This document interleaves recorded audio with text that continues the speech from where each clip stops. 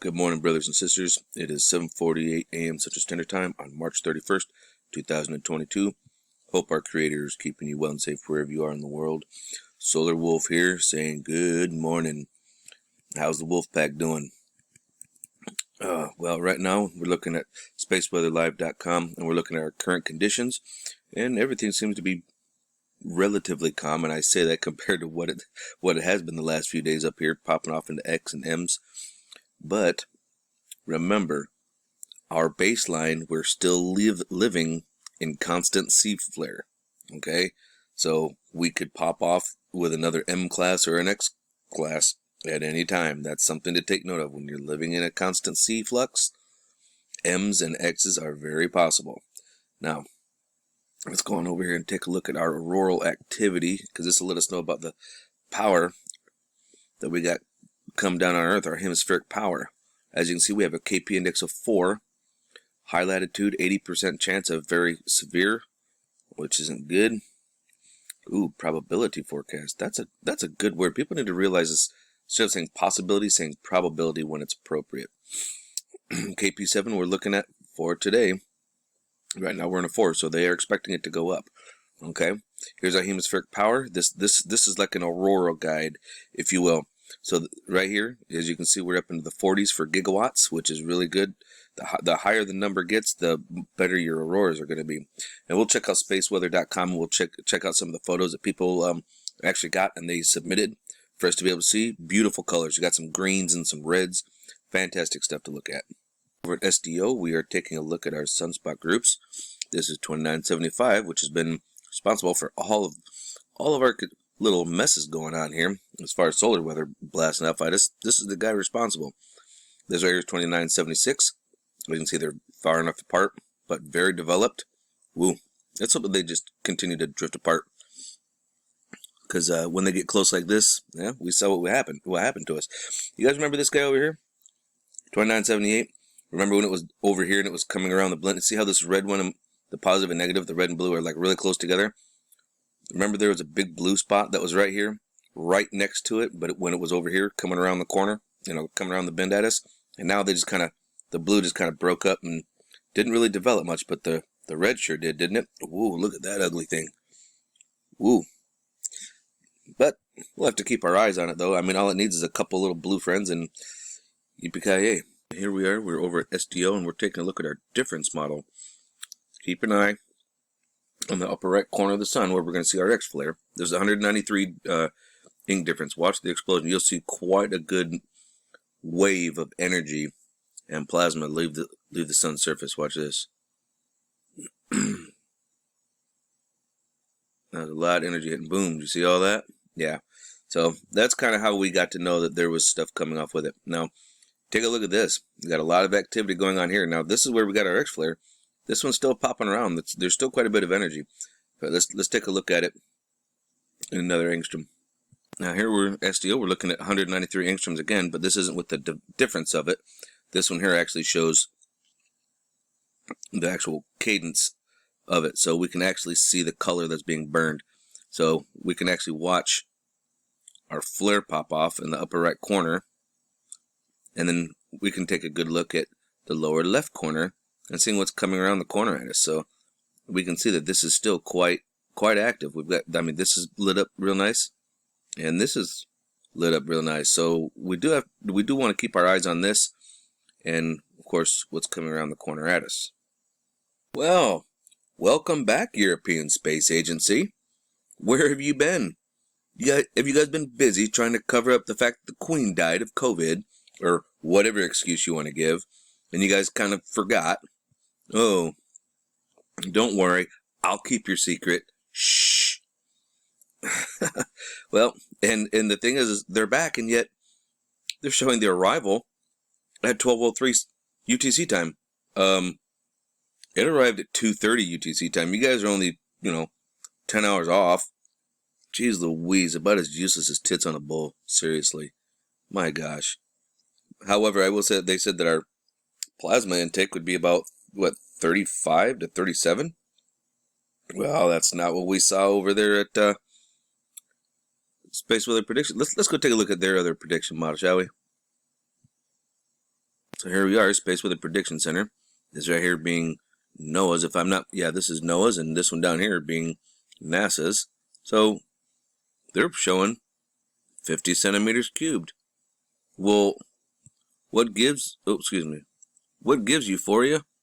We're only going to get 37? Jeez Louise, these guys are way off. They're so busy trying to cover up the fact that the Queen died that they're just throwing stuff out there. They don't even care. How sloppy. Jumping over here to our Space Weather Prediction Center to take a look at our velocity and our pressure, most importantly. Let's see what we got going on here, huh? Looking pretty red. Looking like we're pushing down in here into over to 20. Yeah, I'd say between, ooh, we got 25. Ooh, even touching 30.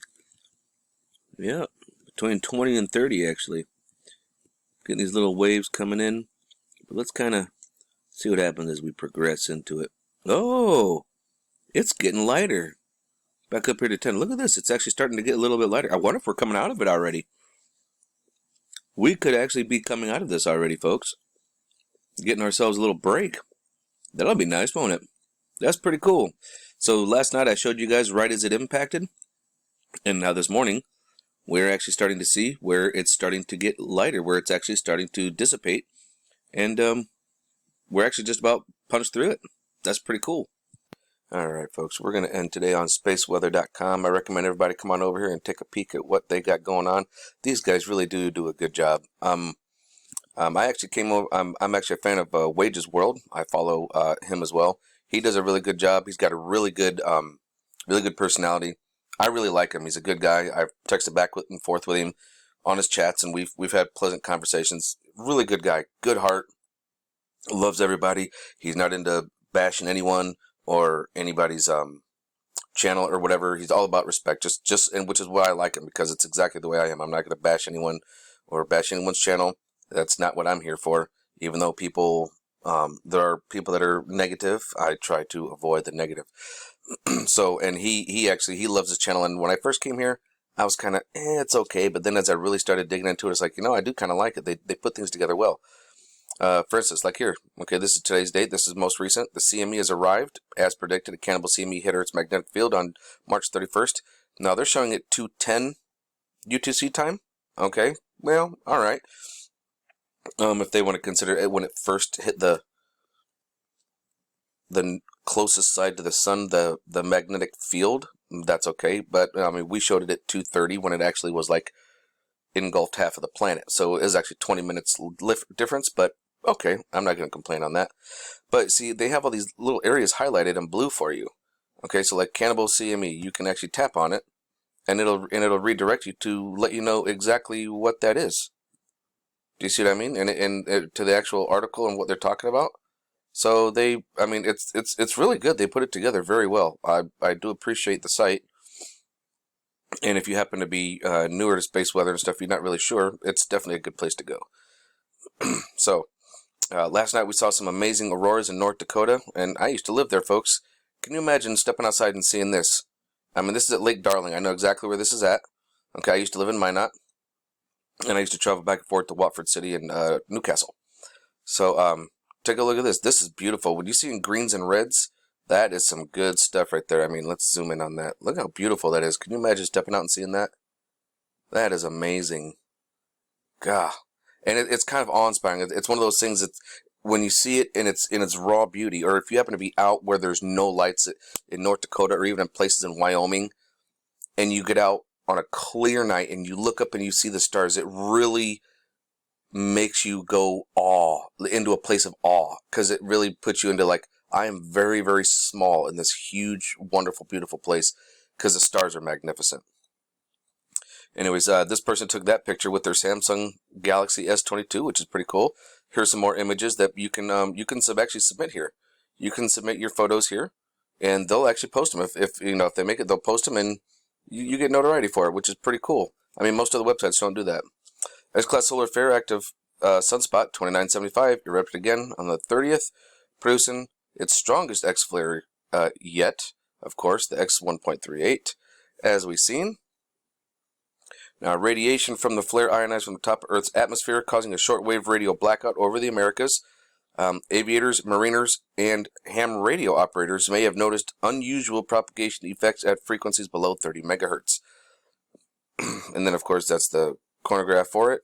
CME, we already saw that on Lasco C3. The CME will probably reach Earth during the early hours of April 2nd. Now, this is from the X-flare, okay? This is the coronal mass ejection from the X-flare. They're saying early hours of April 2nd, which is pretty, I would say between the 2nd and 3rd. Well, these guys have, they've been up late and cramming all the data, so pretty good.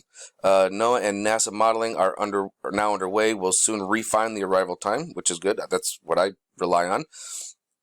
Its impact could trigger a G1 class magnetic storm, extending a period of geomagnetic unrest unexpected that began on March 31st was the arrival of a Cannibal CME, which is arriving now, launched by the same sunspot a few days ago. Now, if you want to subscribe here, if you want to know about these flares and about auroras and stuff like that, you can actually subscribe. Okay, you can come down here to solar flare alerts. Boop, you can tap here, and as a flare is happening, you will get a text on your phone.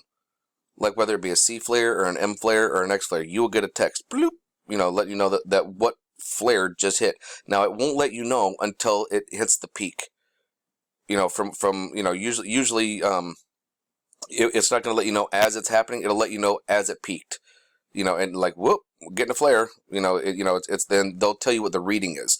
So if it happens to be like an X1.3, you won't know until it hits that point and starts to come back down. Then you'll actually get the notification that the flare just happened. So now when we actually come all the way down here, this is kind of neat to look at. Oh, not the GIFs. Nope, not even you. Here we go. In this diagram of the inner solar system, all of the fireball orbits intersect at a single point, Earth. The orbits are color-coded by velocity from slow red to fast blue. I'm seeing 1, 2, 3, 4 of them, and they're all supposed to hit Earth? Wait a minute. Now, you got to be careful with reading it, though, sometimes, folks. We're not going to have any impacts, okay? This kind of goes through what's for asteroids and meteors. Today's 31st. We got nothing to worry about, nothing too close. April 1st, we have one that's going to be 2.6 lunar distance. That's 2.5 times the distance between us and the moon. And it's only going to be 10 meters. So, the only time you really want to start keeping your eye open is when they're like 50 meters, because, less chance of them burning up in the atmosphere. But as you can tell, we're not looking at anything. But the closer we get to certain dates, they'll actually discover more. So, yep, we've been all right so far. Not a big deal. I mean, it's only a matter of time, right? That's why we keep our eyes open. No fear. Remember that love is the only way forward. So there will fall.